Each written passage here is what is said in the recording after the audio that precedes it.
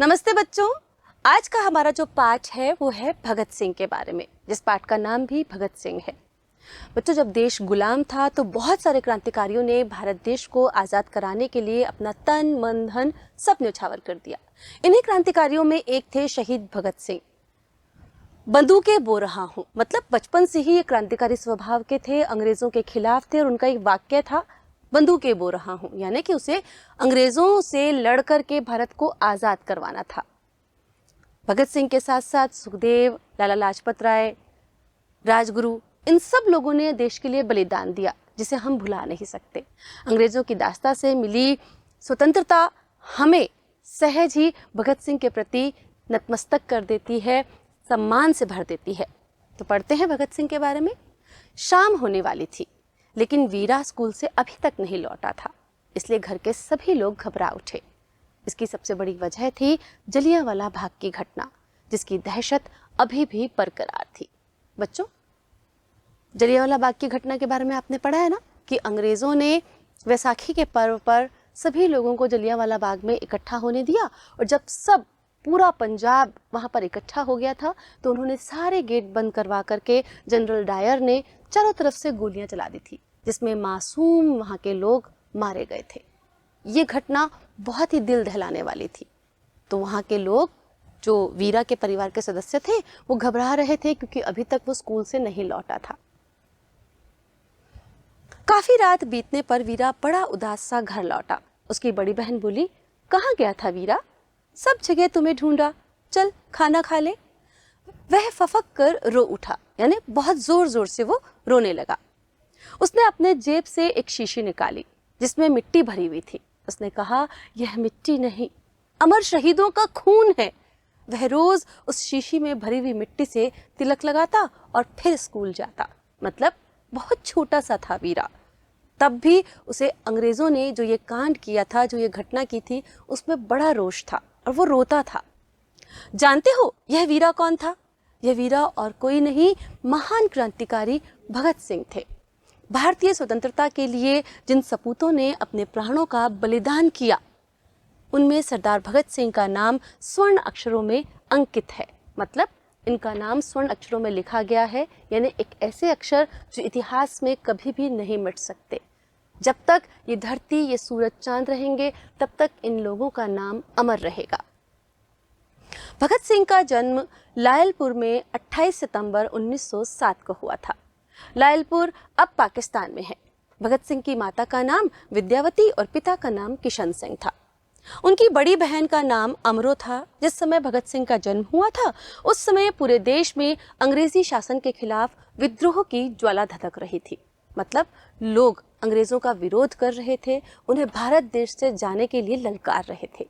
जन्म के समय भगत सिंह के पिता लाहौर के सेंट्रल जेल में बंद थे, क्योंकि भगत सिंह का पूरा परिवार बच्चों क्रांतिकारियों का परिवार था। वो जेल में इसलिए बंद थे कि उन्होंने अंग्रेजों का विरोध किया था। माँ विद्यावती ने उनका लालन पालन बड़े प्यार से और दुलार के साथ किया था। राष्ट्रीयता से ओतप्रोत परिवार के वातावरण ने बालक भगत सिंह पर अमिट छाप डाली। यानी राष्ट्रीयता मतलब अपने राष्ट्र से प्रेम की भावना करना, अपने राष्ट्र के प्रति प्रेम अपने मन में बसा करके रखना। ये भावना जो होती है, राष्ट्रीयता की भावना होती है। तो वो कह रहे हैं कि उनके परिवार में सभी राष्ट्रवादी थे, सभी अपने देश से प्रेम करते थे और अपने देश को आज़ाद करवाने के लिए अंग्रेजों से लड़ रहे थे। तो ये अमिट छाप भगत सिंह के बचपन पर उसके परिवार के द्वारा ही पड़ी और उनमें क्रांतिकारी भावनाओं का प्रादुर्भाव हुआ। मतलब उनके मन में भी क्रांतिकारी भावना उत्पन्न हुई। एक बार की बात है, भगत सिंह अपने पिता के साथ कहीं जा रहे थे। रास्ते में उनके पिता के एक घनिष्ठ मित्र मिल गए, जो खेत में बुआई का काम कर रहे थे। यानी कि बुआई मतलब बीजों को बो रहे थे। उनके पिता मित्र से वार्तालाप करने में लग गए। वार्तालाप मतलब दोनों आपस में बातचीत करने लगे। तो भगत सिंह खेत में छोटे छोटे तिनके रोपने लगा। बालक के इस कार्य को देखकर पिता ने पूछा, ये क्या कर रहे हो भगत सिंह? मतलब वो बीज बो रहे थे तो भगत सिंह छोटे छोटे तिनके बोने लगा। जब उसके पिता ने पूछा, ये क्या कर रहे हो, तो बालक ने उत्तर दिया, बंदूकें बो रहा हूँ। भगत सिंह जैसे जैसे बड़े होते गए, उनकी असाधारण प्रतिभा उजागर होने लगी। उनकी प्रारंभिक शिक्षा गांव की पाठशाला में हुई। फिर वे आगे की शिक्षा के लिए नेशनल कॉलेज लाहौर गए। वहीं उनकी मुलाकात सुखदेव और यशपाल से हुई थी। मतलब बचपन में ही उनके मन में क्रांति के बीज उत्पन्न हो गए थे। तभी वो उन छोटे छोटे तिनकों को बंदूकों के रूप में धरती पर बो रहे थे कि जैसे फसल उगती है वैसे ही खूब सारी बंदूकें उगेंगी और तो वो बंदूकें वो भारतवासियों को देकर के अंग्रेजों से भारत को मुक्त करा देंगे। जब वो आगे पढ़ने गए तो उनकी मुलाकात सुखदेव और यशपाल से हुई। बाद में तीनों मित्र बन गए और क्रांतिकारी गतिविधियों में भाग लेने लगे। एक अखंड राष्ट्र के निर्माण के लिए और नौजवानों में देशभक्ति की भावना जागृत करने के लिए 1926 में उन्होंने लाहौर में नौजवान सभा का गठन किया।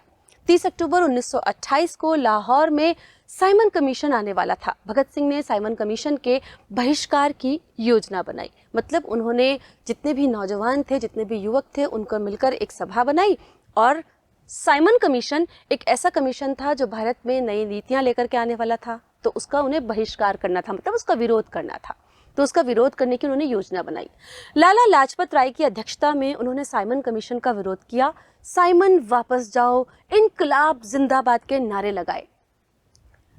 पुलिस ने बर्बरतापूर्वक लाठीचार्ज किया। इसी घटना में चोट लगने के कारण बाद में लाला लाजपत राय की मृत्यु हो गई। क्रोध में आकर भगत सिंह ने अपने मित्रों के साथ मिलकर पुलिस कमिश्नर सैंडर्स की हत्या कर दी। बच्चों, आपने ये घटना सुन रखी है ना कि जब उन्होंने साइमन कमीशन का विरोध किया तो वहां पर भरे जुलूस पर पुलिस ने लाठियां बरसाई थी और एक ऐसी ही लाठी लाला लाजपत राय के सिर पर लगी थी और इसी चोट से वो घायल हो गए, जिससे बाद में उनकी मृत्यु हो गई।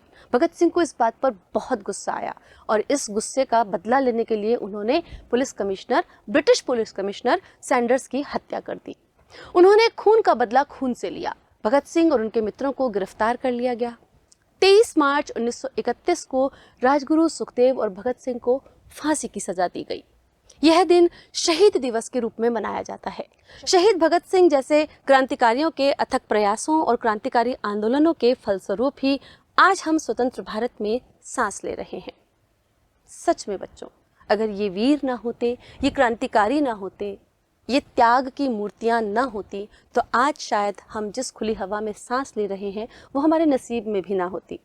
हमने हर चीज सहज ही प्राप्त की है, इसलिए हमें शायद स्वतंत्रता का मूल्य ही प्राप्त नहीं है। पर जिन लोगों ने गुलामी के दिनों को जिया है, उन्हें पता था कि अगर उन्हें स्वतंत्रता मिल गई तो शायद वो स्वर्ग के सुखों के समान होगी। तो इस स्वतंत्रता का सम्मान करें, अपनी स्वतंत्रता को बनाए रखें, अपने देश के प्रति जागरूकता की भावना रखें, अपने देश को आगे बढ़ाने के लिए प्रयत्नरत रहें, अपने देश के नियमों और कानूनों का पालन करें।